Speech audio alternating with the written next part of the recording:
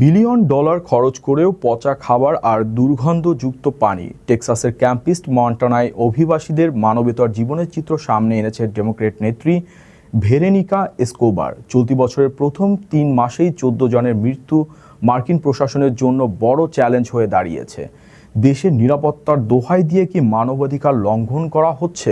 দেখুন ক্যাম্পের ভেতরের আসল চিত্র। টেক্সাসের এল পাসোতে অবস্থিত আমেরিকার বৃহত্তম অভিবাসী বন্দিশালা ক্যাম্প ইস্ট মন্টানা। $১.২ বিলিয়ন ব্যয়ে নির্মিত এই বিশাল স্থাপনাটি এখন বিতর্কের তুঙ্গে।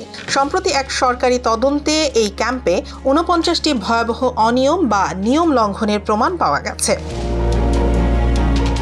আইসের নিজস্ব তদন্ত প্রতিবেদনে জানানো হয়েছে, এই ৪৯টি ত্রুটির মধ্যে ২২টি ছিল শক্তির অপব্যবহার ও নিষ্ঠুরতা সংক্রান্ত। এছাড়া নিরাপত্তা ব্যবস্থায় ১১টি এবং চিকিৎসা সেবায় ৫টি বড় ধরনের ঘাটতি পাওয়া গেছে। ট্রাম্প প্রশাসনের অভিবাসন নীতির এই অন্ধকার দিকটি এখন বিশ্বজুড়ে সমালোচিত। পরিস্থিতি কতটা ভয়াবহ তা বোঝা যায় মৃত্যুর সংখ্যা দেখলে। ২০২৬ সালের প্রথম ৩ মাসেই আইস হেফাজতে মারা গেছেন অন্তত ১৪ জন অভিবাসী। এর মধ্যে ২ জন মারা গেছেন এই ক্যাম্প ইস্ট মন্টানাতেই। গত বছর এই সংখ্যা ছিল ৩১, যা গত ২ দশকের মধ্যে সর্বোচ্চ। টেক্সাসের ডেমোক্র্যাট নেত্রী ভেরোনিকা এসকোবার এই ক্যাম্প পরিদর্শন করে জানিয়েছিলেন, সেখানকার বন্দীদের পচা খাবার এবং দুর্গন্ধযুক্ত পানি পান করতে বাধ্য করা হয়। নেই কোনো পর্যাপ্ত চিকিৎসা ব্যবস্থা।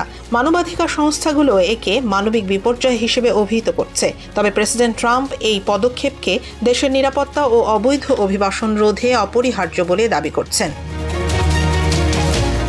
ইরান যুদ্ধের উত্তেজনার মধ্যেই দেশের ভেতরে অভিবাসন কেন্দ্রের এই চিত্র ট্রাম্প প্রশাসনের জন্য এক বড় চ্যালেঞ্জ হয়ে দাঁড়িয়েছে। $১.২ বিলিয়ন খরচ করেও কেন ন্যূনতম মানবিক মান বজায় রাখা যাচ্ছে না, এখন সেই প্রশ্নই তুলছেন সমালোচকরা।